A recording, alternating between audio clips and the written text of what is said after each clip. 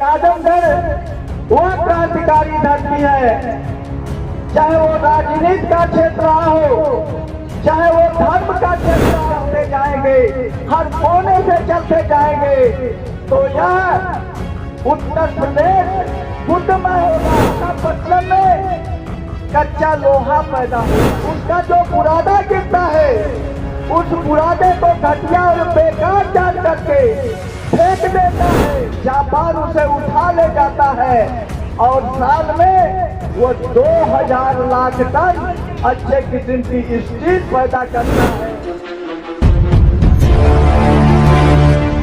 आजमगढ़ वो क्रांतिकारी धरती है, चाहे वो राजनीति का क्षेत्र हो, चाहे वो धर्म का क्षेत्र हो। मैं पूरे विश्वास के साथ कह रहा हूं कि सचमुच में तथागत गौतम बुद्ध की जो विचारधारा है, जिसको बाबा साहब डॉक्टर अंबेडकर ने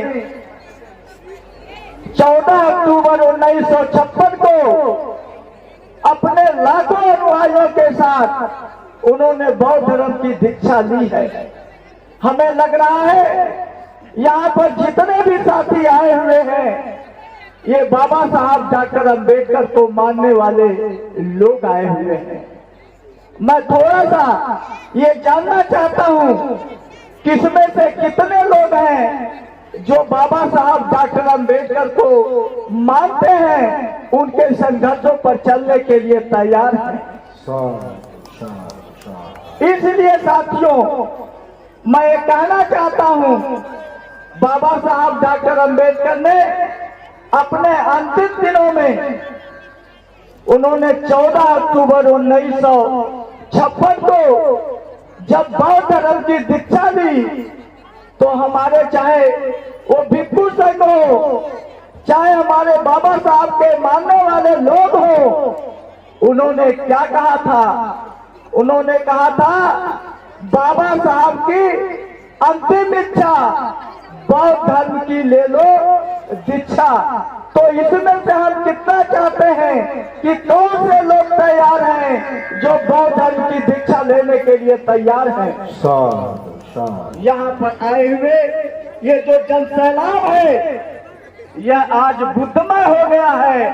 मैं आप सभी लोगों को विश्वास दिलाता हूँ इसी स्वागत और सम्मान के साथ कि आप इसी तरह से अगर चलते जाएंगे, हर कोने से चलते जाएंगे तो यह उत्तर प्रदेश बुद्धमय होगा।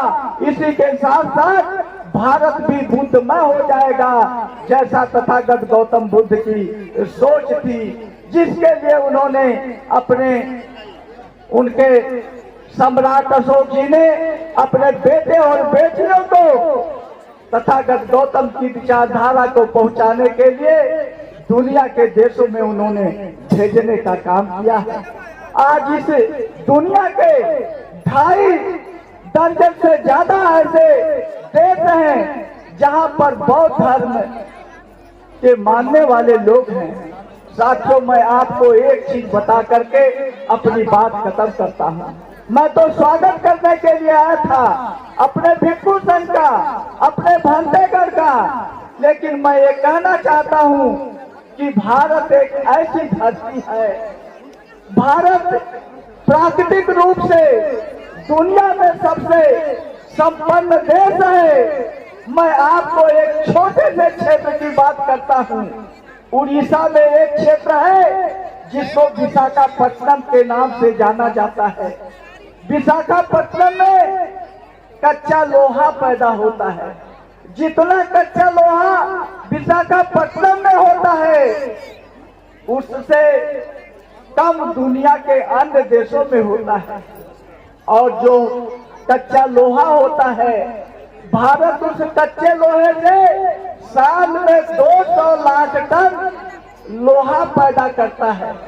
उसका जो बुरादा गिरता है उस बुरादे को घटिया और बेकार जान करके फेंक देता है और उस बुरादे को जो धर्म देश कहा जाता है जापान उसे उठा ले जाता है और साल में वो 2000 लाख टन अच्छे किस्म की स्टील पैदा करता है और आज दुनिया का सबसे बड़ा निर्यातक देश बना हुआ है, क्योंकि वहाँ की जो साइंस और टेक्नोलॉजी है वो तथागत गौतम बुद्ध के विचारों पर आधारित है। जो देश तथागत गौतम बुद्ध के विचारों पर चलेगा वह देश विकसित होगा, वह देश तरक्की करेगा।